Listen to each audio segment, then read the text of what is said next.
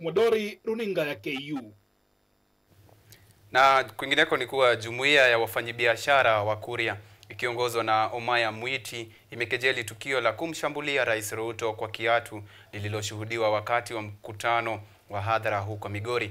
Akizungumza na wanahabari mjini Kehancha, Omaya alisema kuwa tukio hilo lilikuwa shambulio la kisiasa na kutaka uchunguzi kamili kufanywa ili kubaini kilichotokea.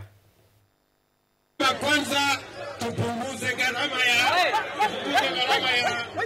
Jumuiya ya wafanyabiashara wa Kuria ikiongozwa na Bwana Omaya Mwita imedai kuwa shambulio la kiatu kwa Rais Ruto wakati wa ziara yake ya siku 3 katika kaunti ya Migori ilikuwa shambulio la kisiasa na wala sio ajali kama ilivyodaiwa hapo awali. Sisi tunalaani hiki kitendo. Na tunahisi kwamba hiki kitendo ni kama kilichochochewa kisiasa. Kwa sababu mara nyingi wakati president anakuja East akienda Kegonga anaenda Ntimao, hamna siku moja hata watu wamewahi kutoka kwenye basi kutoka hapa kwenda kusherehekea Mabera.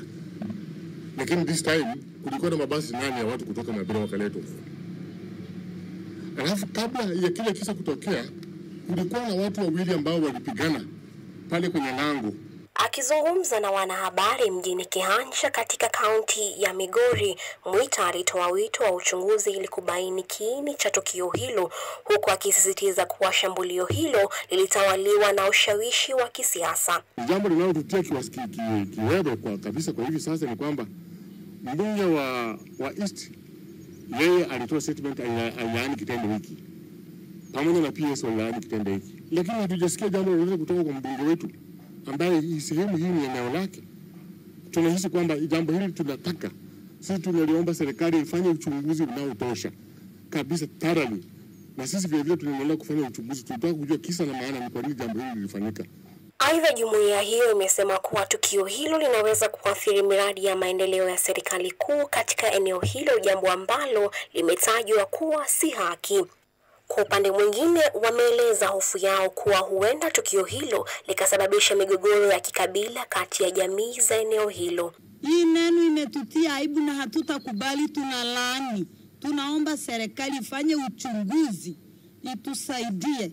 Hii ni maneno ya kisiasa, haikuwa ni haki. Maana maneno ambayo yametendeka, ina maana sisi hatuhitajiki kutendewa maendeleo. Sisi ni kukaa nyuma tu, maana anakuja anashuka Mabera, anapitishwa tena hewani, anashuka Kegonga. Tumekuwa ni kuangalia rais hewani tu. Jambo lile kinachosababisha sisi kujitoa nje ili tusikike ni kwamba kinaweza kuleta uchochezi baina ya koo hizi mbili. Kuria West tuna koo mbili. Na baadaye tuna makabila madogo ambayo yamekuja kuishi pamoja na sisi. Kauli kinzani kuhusu shambulio la kiatu kwa Rais Ruto zikiendelea kusheheni miongoni mwa Wakenya, angalau washukiwa 3 wa shambulio hilo wameendelea